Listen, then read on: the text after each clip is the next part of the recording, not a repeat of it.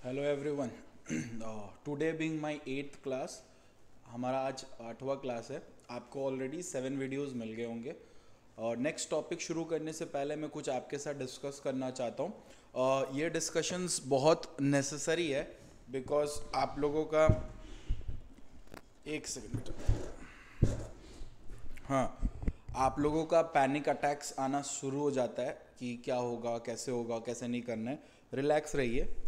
ये रहा हमारा 3 टॉपिक 6, 7, 8। ठीक है, हमने ये वाला पूरी तरह से कर लिया जहाँ पे provision relating to audit and companies act 2013 cover किया है। इसके अंदर हम लोग ने सेक्शन 138 से लेके 148, 177, 204 एंड कारो भी कंप्लीट कर लिया है। ठीक है, और आपने वीडियो नंबर 6 में कुछ मिसलेनियस टॉपिक्स, मिसलेनियस ऑडिट के बारे में सुना होगा। सर्टेन मिसलेनियस ऑडिट्स, उसको भी हमने कवर किया है 10 मार्क्स के लिए। ठीक है, उसमें से कुछ टॉपिक है, एक दो जो मैं आपके इंस्टीट्यूट मैथ से उसको कवर कर दूंगा ताकि आपको अच्छा से समझ आ जाए। तो आज के क्लास के बाद आपका लगभग 40 मार्क्स का प्रिपरेशन हो जाएगा। 50 में 40 मार्क्स का प्रिपरेशन बहुत इंपॉर्टेंट रोल प्ले करते हैं, तो आप प्लीज़ इसको अच्छी तरह से समझिएगा। जब मैं बात करता हूँ audit of different types of undertaking का, तो इसके अंदर आपको याद रखना है कि हम लोग को जितना ऑडिट्स के बारे में हम लोग ने पढ़ा था वो आप कवर करेंगे। ऑडिट ऑफ, जैसे स्पेशल ध्यान देंगे आप ऑडिट ऑफ इन्वेंट्रीज पे।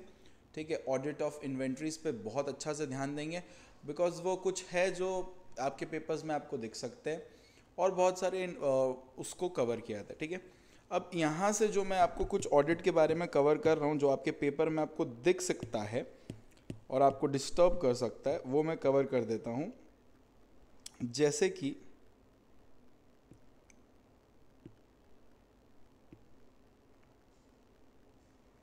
ये audit of cooperative society. Audit of cooperative society कि अगर आप एक ऑडिटर है, कौन से सोसाइटी के, मतलब कहाँ के ऑडिटर है आप ऑडिटर है कोऑपरेटिव सोसाइटीज़ के। आप ऑडिटर है कोऑपरेटिव सोसाइटीज़ का, तो इसको कैसे पढ़ना है और इसके अंदर क्या पढ़ना है। याद रखिएगा कि ऑडिट करना क्या है वो एक बात है, इसके अंदर हम लोग पढ़ने वाले कोऑपरेटिव सोसाइटी एक्ट 1912।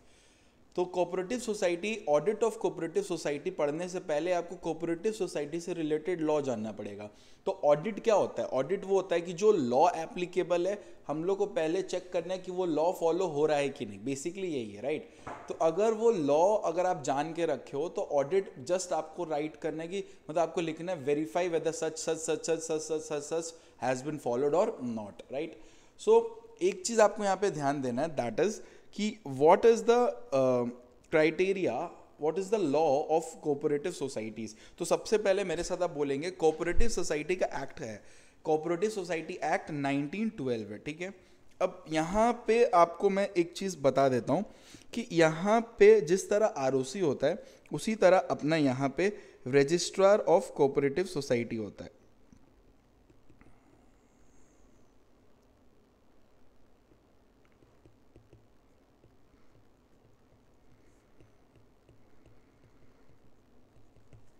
ठीक है, रजिस्ट्रार ऑफ कोऑपरेटिव सोसाइटी होता है। ठीक है, अब ये वाला पॉइंट पे आइएगा कि कौन कौन से इंसान को हम लोग रखेंगे ऑडिट करने के लिए कोऑपरेटिव सोसाइटीज़ का, क्या क्वालिफिकेशन है, कौन इंसान क्वालिफाइड है to become an auditor of a cooperative society. तो ध्यान से देखिएगा कौन कौन क्वालिफाइड है। सबसे पहला एक chartered accountant.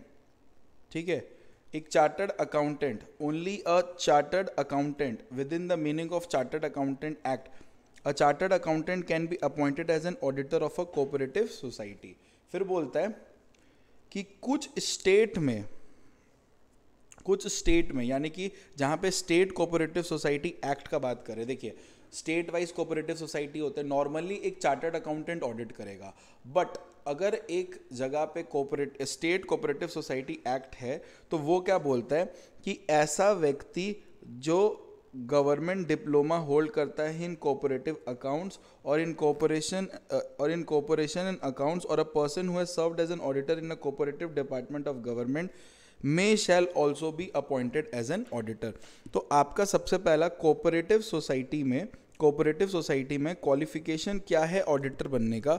Number 1 general rule है कि एक सीए बन सकता है ऑडिटर, ठीक है, a CA can be a auditor.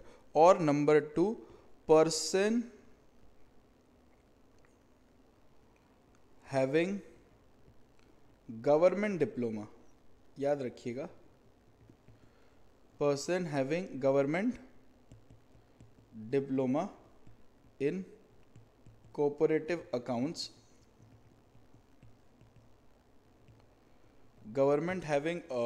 person having government diploma in cooperative accounts can also be an auditor, ठीक है, कोऑपरेटिव सोसाइटीज का ऑडिटर बन सकता है वो। और नंबर 3 एक ऐसा पर्सन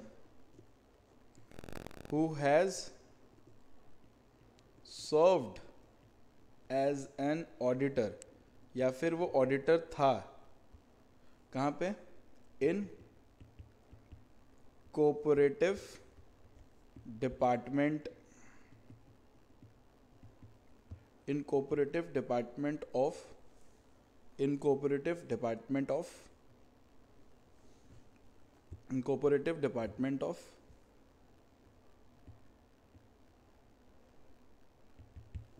गवर्नमेंट। तो आपसे क्वेश्चन पूछ सकता है, देखिए आप कोऑपरेटिव सोसाइटी से रिलेटेड सब पढ़ के जाइए।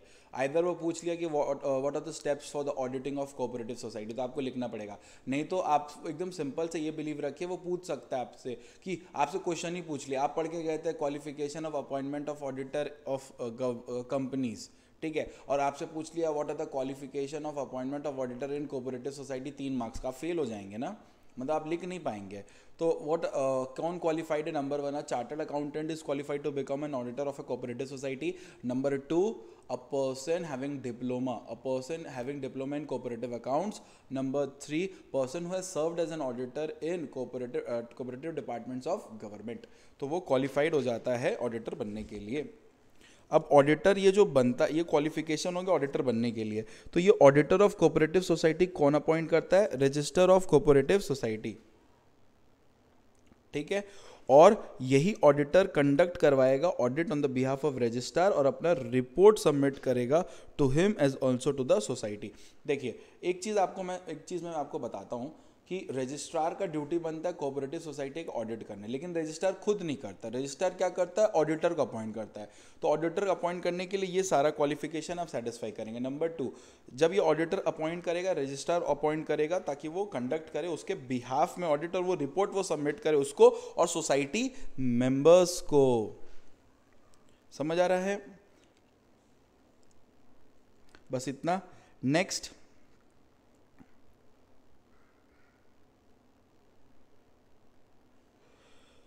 कोऑपरेटिव सोसाइटी में बुक्स एंड अकाउंट्स क्या क्या रखना है कोऑपरेटिव सोसाइटी को, ठीक है, वो कैसे पता चलता है? स्टेट गवर्नमेंट बताता है, स्टेट गवर्नमेंट रूल्स बना सकता है कि एक कोऑपरेटिव सोसाइटी को state government can make rules, a state government can make rules regarding prescribing the books and accounts to be kept in the cooperative societies। देखिए cooperative societies है तो cooperative societies के ऑडिटर कौन होंगे, उसके qualification आपको समझ आ गया। अपॉइंटमेंट कौन करेगा? रजिस्ट्रार करेगा। नंबर 3 क्या बुक्स ऑफ अकाउंट मेंटेन करना है, ये स्टेट गवर्नमेंट फ्रेम कर सकता है रूल्स को और प्रिस्क्राइब कर सकता है कोऑपरेटिव सोसाइटीज में। जैसे कि महाराष्ट्र का कोऑपरेटिव सोसाइटी रिक्वायर्ड है मेंटेन करने के लिए cash book, general ledger, personal ledger, stock register, property register. उस तरह वेस्ट बंगाल कोऑपरेटिव सोसाइटी ऐसे ऐसे करके वो लोग कर सकते हैं, ठीक है। नॉर्मली जनरली मतलब ओवरऑल क्या मेंटेन होता है? Cash book, stock register, register of assets and investment, fixed deposits और सिक्योरिटीज। पॉइंट है कि इसके अंदर का डिटेल आपको पढ़ने का ज़रूरत नहीं है, जनरली ये बुक्स ऑफ अकाउंट्स मेंटेन होता है। तो सबसे पहला आपने सीखा क्वालिफिकेशन, दूसरा आपने सीखा अपॉइंटमेंट, तीसरा आपने सीखा बुक्स ऑफ अकाउंट्स क्या मेंटेन करना है। अच्छा, ये 4 नंबर, 5 नंबर और 6 नंबर, इससे आप अपने एग्जाम्स में MCQ भी उम्मीद कर सकते हैं, बिकॉज यहाँ बहुत सारे अमाउंट है और मैं इसको अच्छी तरह से आपको समझा रहा हूँ, ठीक है। अच्छा, एक बात आपसे रिक्वेस्ट नहीं करूँगा, एक तरह से अपने मोटिवेशंस के लिए आपको कुछ बोलूँगा कि अगर आपको मेरा क्लासेस अच्छा लगा है, ठीक है, और मेरे को लगता है कि अगर मैं आपके इस सब्जेक्ट्स को कुछ इजी कर पाया हूँ आपके CML लेवल के लिए, तो आप अब देखिए, अब अलग अलग वीडियो देखिए अनलिस्टेड है, ये कोई देखेगा भी नहीं, राइट, और ये शेयर्स भी नहीं कर सकते आप, तो मेरे को वो उस मेन मोटिव, प्रमोशन मोटिव पे नहीं बोल रहा हूँ मैं। आप बस एक एक चीज़ आपसे रिक्वेस्ट करूँगा, अगर आपको सारा वीडियोस देख के लगा कि हाँ यार बहुत अच्छा पढ़ाया गया है, तो बस आप एक छोटा सा रिव्यू वीडियो नंबर 1 में डाल दीजिएगा। बस छोटा सा रिव्यू, कोई भी रिव्यू छोटा सा, एज अ होल 1 नंबर या 1 या 2 नंबर, जिसमें आपको मैं एक काम करता हूँ, मैं आपको बोलता हूँ कि आप वीडियो नंबर 2 में थोड़ा सा रिव्यू डाल दीजिएगा सभी मिल के। तो इससे क्या रहेगा ना, वो मेरे लिए सोर्स ऑफ मोटिवेशन की तरह काम आएगा फ्यूचर में, ठीक है। अगर आप नहीं भी करेंगे तो कोई प्रॉब्लम नहीं है, बट रिक्वेस्ट है। डन है अच्छी तरह से। तो following records are maintained by cooperative societies, कि ये सारे रिकॉर्ड्स है जो मेंटेन्ड होते हैं, ठीक है। अब नंबर 4 क्या बोलता है, ये थोड़ा एमसीक्यूज के लिए आप ध्यान रखिएगा कि what are the restriction on share holding, what are the restrictions on share holding, क्या रेस्ट्रिक्शंस है शेयर होल्डिंग्स पे कोऑपरेटिव सोसाइटी का, कोई रेस्ट्रिक्शन है क्या। हाँ, रेस्ट्रिक्शन ये है कि no member of the society other than a registered society can hold more than 20% of total number of share of the society or such number of shares in which value exceed 1000। बोलने का मतलब क्या है कि आप जो company में cooperative society में शेयर होल्डिंग कर रहे हो, कोऑपरेटिव सोसाइटी में शेयर होल्डिंग कर रहे हो, तो no member of the society, registered society को छोड़ के मेंबर जो है वो होल्ड नहीं कर सकता 20% से ज़्यादा शेयर उस सोसाइटी का, या फिर इतना जिससे वैल्यू एक्सीड हो जाए 1000। मतलब 1000 जितना वैल्यू जितना आप होल्ड कर सकते हो, या 20% ऑफ द टोटल शेयर जितना ही आप होल्ड कर सकते हो, ठीक है। और याद रखिएगा कोऑपरेटिव सोसाइटी, ये जो लॉ में ये एक्ट सेक्शन 5 में दिया हुआ है, इस एक्ट के अंदर आप अपने आर्टिकल्स में, कोऑपरेटिव सोसाइटी में आर्टिकल्स नहीं होता, उन लोग के इंटरनल रूल्स के लिए हम लोग बोलते हैं उन लोग का बाई लॉज होता है, तो वो अपने बाई लॉज में ऐसा, इसके मतलब बाई लॉज में ना वो अपना कुछ ऐसा नहीं कर सकता, मतलब हायर लिमिट प्रिस्क्राइब नहीं कर सकता, याद रखिएगा, ठीक है। रेस्ट्रिक्शन ऑन लोन, क्या कोऑपरेटिव सोसाइटी में लोन का कोई इशू है क्या। हाँ है, कोऑपरेटिव सोसाइटी ग्रांट कर सकते हैं लोन मेंबर के थ्रू, ठीक है, लेकिन लोन ग्रांट करने से पहले उनको रजिस्ट्रार का अप्रूवल लगना पड़ेगा, ठीक है, ये ध्यान रखिएगा। क्या उनका रेस्ट्रिक्शन है बोरोइंग्स का, बोरोइंग्स मतलब क्या वो लोन ले सकते हैं क्या। हाँ, कोऑपरेटिव सोसाइटी में accept loan and deposit from its member as well as non members, ठीक है, लेकिन बाई लॉस को फॉलो करके। और ऑब्वियस सा बात है, आपका ऑडिटर का ड्यूटी बनता है चेक करना कि ये जो हो रहा है वो ठीक से हो रहा है कि नहीं। क्या कोऑपरेटिव सोसाइटी इन्वेस्ट कर सकते हैं फंड में, द आंसर इज येस, लेकिन यहाँ पे लिस्ट दिया हुआ है कि वो कौन कौन से फंड में इन्वेस्ट कर सकते हैं। वो सेंट्रल और स्टेट कोऑपरेटिव बैंक में इन्वेस्ट कर सकते हैं, कोई भी सिक्योरिटी जो स्पेसिफाइड इंडियन ट्रस्ट के अंदर, उसके अंदर शेयर कोऑपरेटिव सोसाइटी का जिसका लिमिटेड लाइबिलिटी, वहाँ इन्वेस्ट कर सकते हैं। कोई भी पर्सन बैंक या किसी में चीज़ में भी इन्वेस्ट कर सकते हैं जो अप्रूव्ड बाय रजिस्ट्रार हो और या परमिटेड बाय कोई भी अथॉरिटी हो। तो आपको क्वेश्चंस में आप देखिए, मैं कोऑपरेटिव सोसाइटीज़ का ये जो पॉइंट, आप ये पॉइंट रखेंगे ना और इसके आगे वेरीफाई भी लगा देंगे तो आपका ऑडिट कंडक्ट हो जाएगा, राइट। बट ये पॉइंट आपको लेके चलना पड़ेगा कि what are the points of auditing, right. So पहला अपॉइंटमेंट ऑफ ऑडिटर आप समझ गए, क्वालिफिकेशन समझ गए, बुक्स क्या क्या जनरली आप मेंटेन करते हैं वो समझ गए, शेयर होल्डिंग का रेस्ट्रिक्शन है मैक्सिमम 20 या वैल्यू 1000, ठीक है। उसके बाद अपने लोन का भी रेस्ट्रिक्शन समझ गया कि लोन बोलता है जो भी बाई लॉज में लिखा है आप उतना ही लोन दे सकते हैं। उसी तरह फंड्स, बोरोइंग्स, ये सब आप सब समझ गए, ठीक है। मतलब लोन देना है तो आपको अप्रूवल लगेगा रजिस्ट्रार का, लोन लेना है, बोरोइंग करना है या डिपॉजिट्स एक्सेप्ट करना है तो आपको बाई लॉज फॉलो करने पड़ेंगे, ठीक है। इन्वेस्टमेंट अगर आपको करना है तो ये लिस्ट दिया हुआ, आप इसको छोड़ के कहीं इन्वेस्ट नहीं कर सकते, ठीक है। ओके, एप्रोप्रिएशन ऑफ प्रॉफिट्स बोल रहा है, अगर कोऑपरेटिव सोसाइटी को प्रॉफिट हो रहा है तो वो कहाँ कहाँ एप्रोर्शन होगा उसका, किधर किधर हम लोग डिवाइड करेंगे। याद रखिएगा 25% ऑफ द प्रॉफिट, ये देखिए यहाँ लिखा हुआ है 25% of a profit of a cooperative society should be transfer to a reserve fund. पहले जो भी प्रॉफिट हुआ उसका 25% आप पहले एक रिजर्व फंड में डालिए, पहले वही डालिए, बाद में आप अपना डिविडेंड और बोनस दीजिएगा मेंबर्स को, लेकिन पहले आप पैसा को डिपॉजिट कर दीजिए। डन है।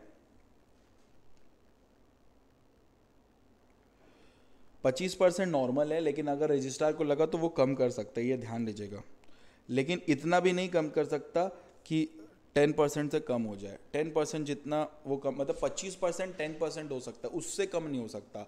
नॉर्मली 25% देना है, लेकिन रजिस्ट्रार को लगा तो रिड्यूस करके 10% कर सकता है, बट 10% से ज़्यादा कम नहीं कर सकता है अगर कोऑपरेटिव सोसाइटी का प्रॉफिट का पोर्शन हो रहा है। ठीक है, बस इतना ही जो मैं मार्क कर रहा हूँ। प्लीज़ हाथ जोड़ के विनती, अपना बुद्धि मत लगाइए इधर, या आप एक बार एग्जाम देंगे, मैं थोड़ा एक्सपीरियंस वे में आपको समझा रहा हूँ, ध्यान दीजिएगा। ठीक है, contribution to the charitable purpose. क्या कोऑपरेटिव सोसाइटी चैरिटेबल पर्पस के लिए भी क्या कर सकता है? यस कर सकता है, लेकिन उसको अगेन अप्रूवल लगेगा रजिस्ट्रार का। ठीक है, और अमाउंट वो जो मैक्सिमम कंट्रीब्यूट कर सकता है वो 10% ऑफ नेट प्रॉफिट से ज़्यादा नहीं होना चाहिए। ठीक है, लेकिन वो चैरिटेबल पर्पस पे कंट्रीब्यूट करने से पहले उसको रिजर्व फंड में पैसा डाल देना है। मतलब जो आया पहले फंड में पैसा होना चाहिए, उसके बाद आप अपना चैरिटी करते रहिए। ठीक है, अब देखिए स्टेप्स टू बी टेकन। अब आइदर वो लोग ना आपसे ये डिटेलिंग पूछ सकता है, वो डायरेक्ट पूछ सकता है audit of cooperative society. Audit of cooperative society 5 का पूछ लेगा, audit of cooperative societies. In that case what you have to do guys, पता है आपको इसको कैसे लिखना है? आपने जो पढ़ा है वो आपको चेक करना है। ठीक है, क्या क्या चेक करना है आपको? देखिए जनरल पॉइंट्स के बहुत बेसिक है। क्या क्या चेक करना है आपको? पॉइंट वाइज लिखना है। मैं पॉइंट कर देता हूँ ताकि आप लिख पाए। ठीक है,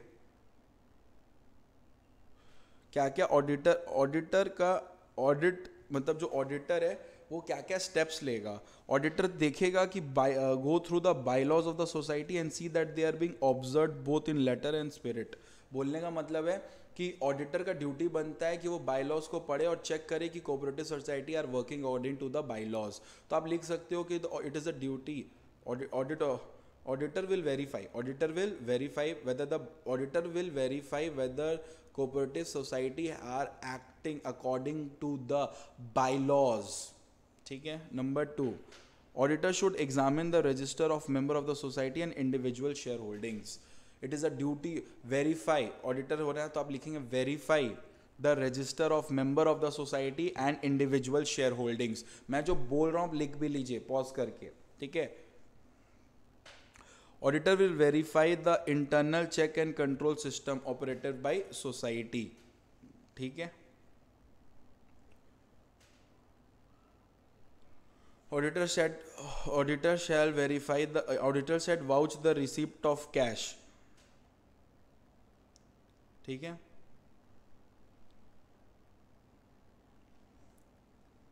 cash received against sales should be vouched with the cash memos and invoices issued to the customer as also sales account. बस ये लिखिएगा।